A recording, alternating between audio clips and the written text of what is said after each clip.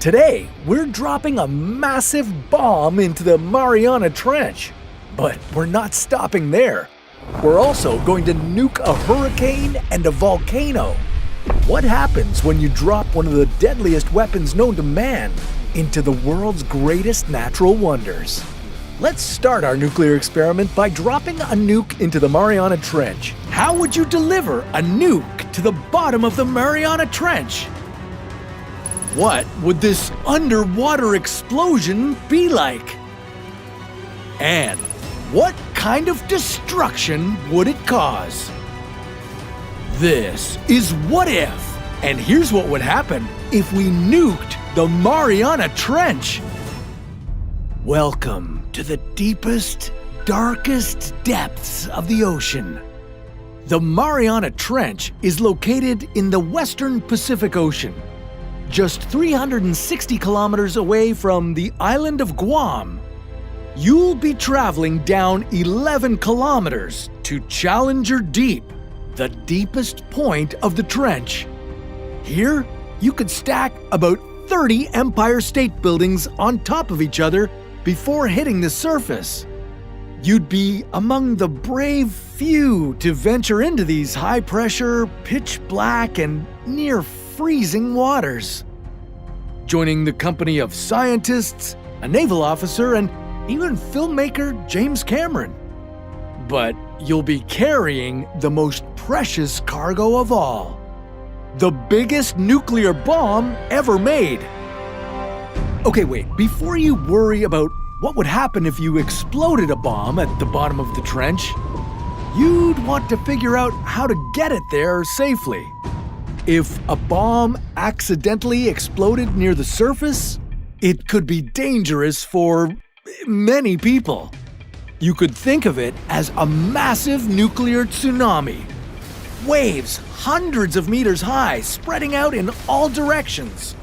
This could create a hazardous situation for the islands neighboring the Mariana Trench, like Guam, Japan, or the Philippines.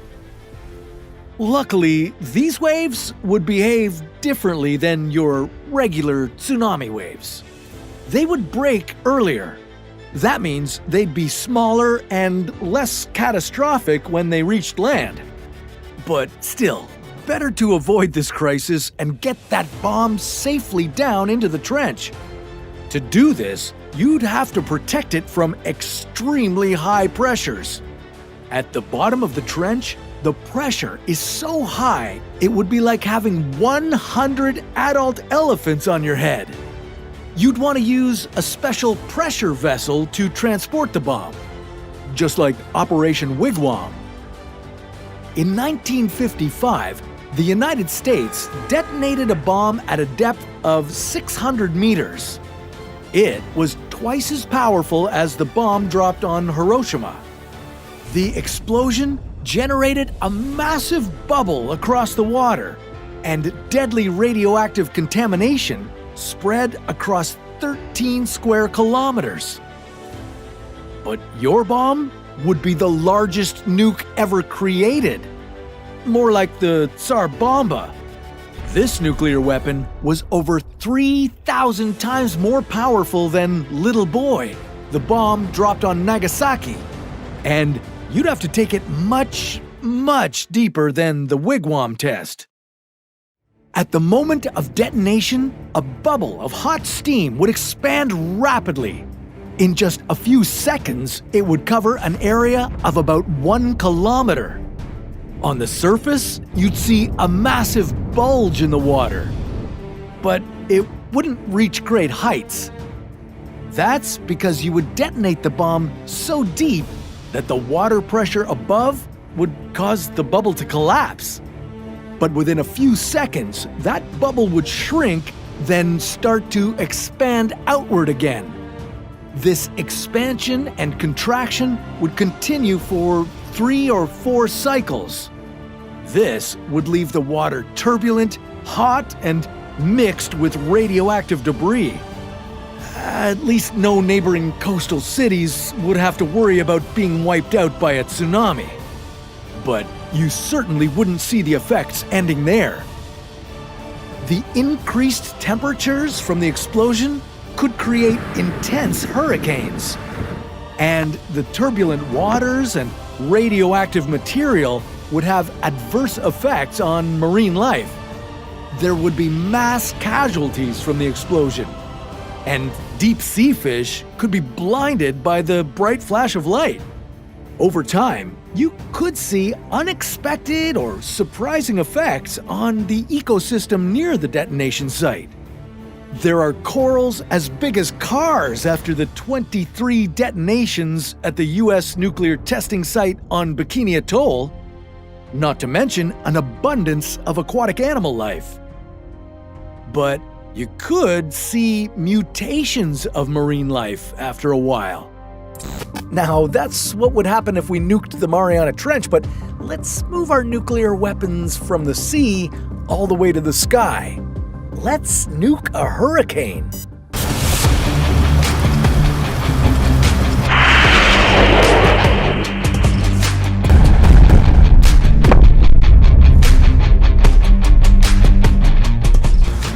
Every year, about half a dozen hurricanes reach the United States, with effects ranging from heavy winds and some flooding to the decimation of communities, destroying homes and taking lives. Instead of bracing for impact with our sandbags and survival kits, what if hurricanes never hit land at all? What if we could stop these hurricanes by nuking them? How would we do it? Could this cause a nuclear apocalypse? Or would a bomb even stop a hurricane? This is What If, and here's what would happen if we nuked a hurricane. But first, what exactly are hurricanes? Well, they're massive storms that form over warm ocean water near the equator. Hurricanes are tropical storms. The water they form over needs to be above 26 degrees for them to work. This warm water creates humid air, which then gets thrust upwards by tropical winds to create storm clouds. Lighter winds outside the clouds steer them and help them grow. This cycle keeps happening until the storm has winds of at least 119 kilometers per hour. At that point, it's called a hurricane.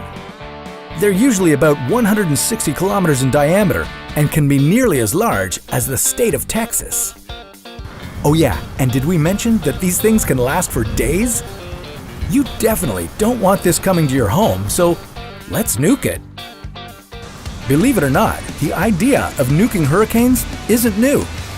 It's been proposed for decades, dating back to the 1950s. The idea works like this. A submarine would travel underwater to below the eye of the storm. Once there, the sub would launch the nuclear bomb, creating an explosion intended to blast out all the hot air and bring in cold air, which is denser. The cold air would slow down the wind and stop the hurricane. Okay, we have our nuke and are ready to launch it. There it goes. And, well, nothing happened. The hurricane is still there. That can't be good. The reason nothing would happen is because of the amount of energy a hurricane produces. According to the National Oceanic and Atmospheric Administration, the heat released from a hurricane is equal to a 10 megaton nuclear bomb exploding every 20 minutes. In 1990, all of humanity used 20% less energy than a single hurricane produces. So the average bombs of today would hardly make a dent on a hurricane. Not only that, the hurricane would carry all that radiation, plutonium, and other civilization-destroying materials from the air down to the land. As if a regular hurricane wasn't bad enough, we'd now have a radioactive one. As it moved across America, it would destroy cities with its wind and water while also dumping radiation on them. Okay, let's try this again. This time, we'll use an even bigger bomb. And we mean really big. To have enough energy and force to stop a hurricane, you'd need more than 100 atomic bombs. But to keep it simple, let's pack all that power into one giant bomb. If we released such a massive bomb, it would surely stop the most epic of hurricanes. But once the dust settles, you'd quickly realize that you destroyed most of the Earth in the process. So, whichever way you attempt it, nuking a hurricane is not a good idea. And, unfortunately, the number of hurricanes continues to increase. Researchers say that the warming of the oceans due to climate change is a reason why hurricanes are getting stronger and more frequent. And no, we can't nuke that problem either.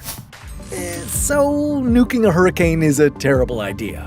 Okay, for our last hypothetical experiment, let's try putting these nukes to good use by detonating them inside of a volcano. What happens next? Volcanoes. The ultimate natural force of destruction. They're unforgiving, uncompromising, and unstoppable. About 1,500 volcanoes around the world are considered to be active, with more than 10% of them in the United States. Is there any way we could stop them before the destruction begins? Could we literally fight fire with fire? What if we nuked an active volcano? Would it solve the problem? Or make it way worse? This is What If, and here's what would happen if we nuked an active volcano. Volcanoes are as cool as they are terrifying. They are an incredible force of nature, capable of destroying our lives on their path of destruction. But could we give them a taste of their own medicine? How could we nuke such a fiery inferno? Well, we'd need to bring out the big guns. The nuclear bomb dropped on Hiroshima, Japan during World War II was the equivalent of over 130 million kilograms of TNT. That had plenty of impact. Could we use something like it to blow a volcano to smithereens? First, we'd have to figure out the target. While it's difficult to predict when a volcano will erupt, there are some warning signs. Watch for things like tiny earthquakes, releases of steam and other gases from the volcano's mouth, and bulging from the sides. Sounds like my last date. That being said, whether the volcano will erupt is still a massive educated guess. So let's say that our scientists locked on to an active volcano that's ready to blow. It would be a miracle if they could coordinate with the military fast enough to try and stop it. Ideally, we'd be able to predict it a few days before the volcano was about to explode. This would provide more than enough time for people to pack up their belongings and evacuate without causing the kinds of highway traffic jams we see during hurricanes, tsunamis, and other disasters. With everyone out of harm's way, geologists, volcanologists, and weapons experts would determine any weak spots on a volcano's sides that could be hit effectively. Next, a highly trained crew of pilots would fly over the volcano, drop their payload, and get the heck out of Dodge. If things worked perfectly, as in if they used the exact right amount of explosives and hit the perfect spot in exactly the right way, the top of the volcano would crumble into itself, keeping the magma mostly underground. There might still be some seepage around the base of the volcano, but it wouldn't be anything like how the eruption would have played out naturally. But if we're being honest, it would be like trying to put out fire with gasoline. Geologists warn that trying to bomb a volcano might actually make things worse. A lot worse. The explosion of the bomb, mixed with the buildup of pressure inside a volcano, could amplify the eruption. The force would release even more ash and lava, spreading it even further than it would have gone with the volcano's own power. And that's if we managed to hit the target. If the nuke missed its target, there's still a nuclear bomb being dropped in an area where people live, or at least near enough that they would feel the effects of the radiation. If you had to pick one, which would you choose? Death by lava or nuclear destruction? We can't bomb our way out of this problem, the same way we can't stop magma from building up under volcanoes. Here at What If, we've tried throwing trash and pouring liquid nitrogen into volcanoes. Long story short, it doesn't work. Don't mess with volcanoes. As cool as it sounds on paper, nuking a volcano just won't work.